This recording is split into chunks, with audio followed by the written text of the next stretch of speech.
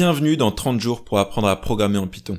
Aujourd'hui, nous allons parler des mots-clés Python qui permettent de pousser encore plus loin le principe de contrôle de flux dans les boucles. Pour commencer, le mot-clé break permet d'arrêter la boucle la plus profonde en cours. Cela peut être utile dans de nombreux cas. Par exemple, si l'on a une liste de fruits et que l'on cherche avec une boucle for un élément précis dans cette liste, ici, fraise, une fois qu'on l'a trouvé, cela ne sert plus à rien de le chercher. On peut donc arrêter la boucle en utilisant le mot-clé break. Cela évite de traiter abricot pour rien, on améliore ainsi le temps d'exécution de notre programme. Dans le terminal, on voit qu'on a seulement traité les éléments pomme et fraise. En revanche, il est possible que ce que l'on recherche n'existe pas dans la séquence sur laquelle on itère. Le mot-clé break ne sera alors jamais déclenché. Dans ce cas, on peut ajouter le mot-clé else après notre boucle, qui exécutera du code seulement si le mot break n'a pas été déclenché. Dans notre terminal, on voit bien que l'on a itéré à travers pomme, poire et abricot, mais nous n'avons pas trouvé fraise. Le mot-clé suivant que l'on va voir est continue.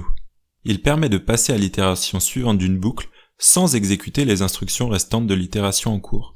Ainsi, si l'on reprend notre liste fruits, on peut ajouter une condition if pour vérifier si un des éléments de notre liste est un légume. Dans ce cas-là, on ajoute le mot-clé continue.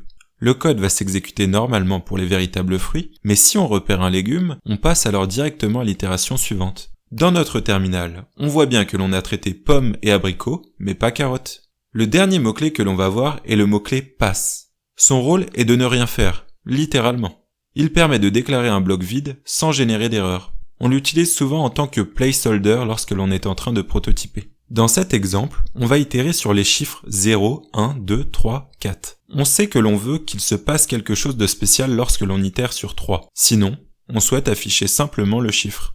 Si l'on exécute ce code tel quel, on provoque une erreur d'indentation sur else, mais le réel problème est que le bloc de code sous if est vide. En revanche, si l'on ajoute le mot-clé pass et que l'on exécute notre code, alors les valeurs 0, 1, 2 et 4 sont traitées correctement. On aura tout le loisir de décider ce que doit faire notre code pour 3 plus tard. Et voilà, vous avez désormais toutes les connaissances nécessaires pour créer des boucles avancées en Python. Mettez cette vidéo en favori pour y revenir plus tard. Dans la prochaine vidéo, on découvrira en détail les dictionnaires Python. Abonnez-vous pour ne pas rater cela.